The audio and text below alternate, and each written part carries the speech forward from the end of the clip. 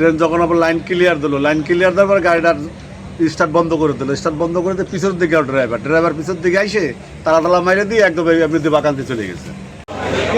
না, আমরা এই 1 ঘন্টা ধরে এখানে দাঁড়িয়ে আছি। পরে নামার পর শুনছি লোকোমাস্টার মানে ট্রেন বন্ধ করে পালিয়ে চলে গেছে। এখানে 40 মিনিট ধরে এই গাড়িটা দাঁড়ানো আছে।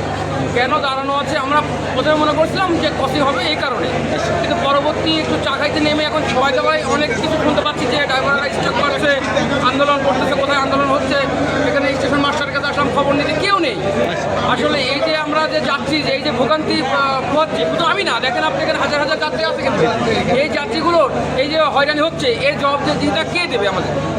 খুলনা থেকে ছেড়ে আসা খুলনা টু রাজশাহীকে আমি সাগরদাড়ি এক্সপ্রেস আমার স্টেশনে 18টা 7 ঘটিকার সময় প্রবেশ করার পর যখন আমি ট্রেনটি সামনে অগ্রসর হওয়ার অনুমতি পত্র দিতে যাই, তখন দেখি যে এলএম রুমে তালা মারা এলএম চলে যাচ্ছে। তখন আমার অনুমোদিত পয়েন্টসম্যান বলতেছে এলএমকে পাওয়া যাচ্ছে না, এলএম চলে যাচ্ছে।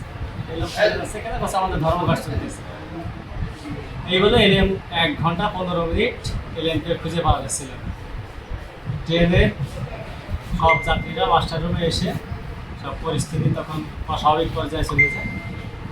তখন তারা শৃঙ্খল যাত্রীরা বিভিন্ন ধরনের কথাবার্তা বলে। তখন আমাদের ঊর্ধ্বতন কর্তৃপক্ষের সাথে কথা বলে যোগাযোগ করে 7টা 15-র সময় ট্রেনটা রাজশাহীর উদ্দেশ্যে ছাড়ে।